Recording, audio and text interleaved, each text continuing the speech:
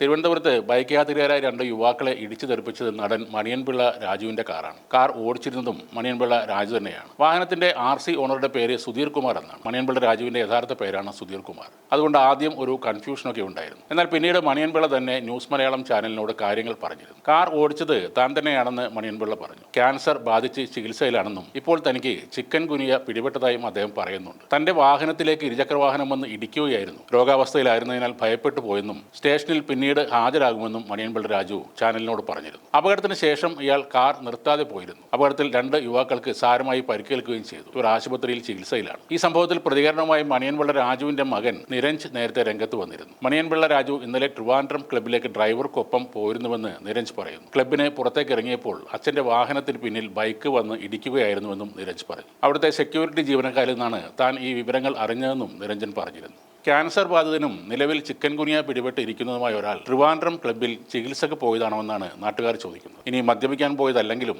ഈ അസുഖമൊക്കെ ഉള്ളപ്പോൾ ആളുകളുമായി സമ്പർക്കം പുലർത്തുന്നത് ശരിയാണോ എന്നും ചോദിക്കുന്നു. നേരിട്ട് പകരുന്ന അസുഖമല്ലെങ്കിലും രോഗം ബാധിച്ച ആളിൽ നിന്നും കൊതുക് വഴി ഇത് പരലിലേക്ക് പടരും. ചിക്കൻ ഗുനിയ ബാധിച്ചാൽ രാത്രി 9 മണിക്ക് ട്രിവാൻഡ്രം ക്ലബ്ബിൽ പോകാൻ പാടില്ല എന്ന നിയമം ഒന്നുമില്ല. പക്ഷെ വെറുതെ പോയതാണെങ്കിൽ വണ്ടി ഇടിച്ച ഉടനെ രക്ഷപ്പെട്ടു പോകുന്നത് എന്തിനാണ്? എല്ലാം ഒതുങ്ങിയ ശേഷം പിറ്റേ ദിവസം വന്ന് രക്തപരിശോധന നടത്തിയാൽ കാര്യങ്ങൾ ഓക്കെ ആയിരിക്കുമെന്ന് മണിയൻപിള്ളക്കും അറിയാം. ശരിക്കും പണമുള്ളവനും ഇല്ലാത്തവനും വെവ്വേറെ നിയമമാണ് ഇവിടെ. നിയമം ഒന്നാണെങ്കിലും അത് നടപ്പിലാക്കുന്നത് രണ്ട് വിധത്തിലാണ്. ഒരാൾ മദ്യപിച്ചിരുന്നു എന്നറിയാൻ രക്തപരിശോധനയാണ് കേരളത്തിലെ പതിവുള്ള രീതി. എന്നാൽ ശാസ്ത്രീയമായി തെളിയിക്കണമെങ്കിൽ അപകടം നടന്ന് 8 മണിക്കൂറിനുള്ളിൽ രക്തപരിശോധന നടത്തണം. ഇന്നലെ രാത്രി 10 മണിക്ക് അപകടമുണ്ടാക്കി മുങ്ങിയ താരം കൃത്യം ഈ 8 മണിക്കൂർ പരിധി കഴിയുന്നതുവരെ ഒളിവിൽ പോയത് ബോധപൂർവം ആണെന്ന സംശയം ഇപ്പോൾ ബലപ്പെടുകയാണ്. ഡ്രൈവറുടെ കൂടെ പോയെന്ന് മകൻ പറയുമ്പോൾ താൻ തന്നെയാണ് വണ്ടി ഓടിച്ചതെന്ന് മണിയൻപിള്ള പറയുന്നു. എന്തായാലും സംഭവത്തിൽ പോലീസ് കേസെടുത്തിട്ടുണ്ട്. അപകടകരമായ വാഹനം ഓടിച്ചതിനും അലക്ഷ്യമായി മനുഷ്യജീവന് ആപത്തുണ്ടാകുന്ന വിധത്തിൽ വാഹനം ഓടിച്ചതിനുമാണ് കേസെടുത്തത്. മോട്ടോർ വാഹന നിയമത്തിലെ വകുപ്പുകളും ചേർത്തിട്ടുണ്ട്. FIR രജിസ്റ്റർ ചെയ്തു. വാഹനത്തിന്റെ ഡ്രൈവർ എന്ന പേരിലാണ് കേസെടുത്തിരിക്കുന്നത്. വാഹനം ഓടിച്ചത് ആരാണെന്ന് അപ്പോൾ വ്യക്തമാകാത്തത് കൊണ്ടാണ്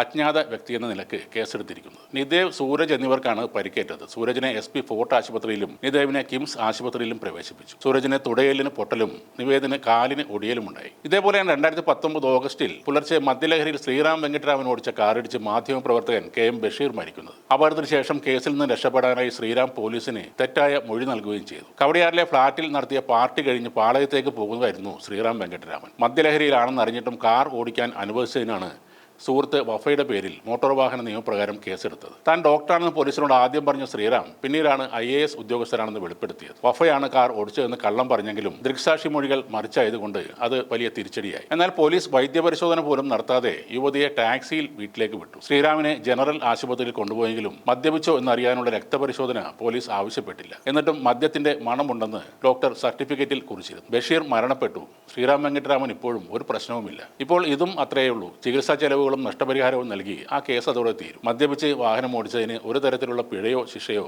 ഉണ്ടാകാനും പോകുന്നില്ല.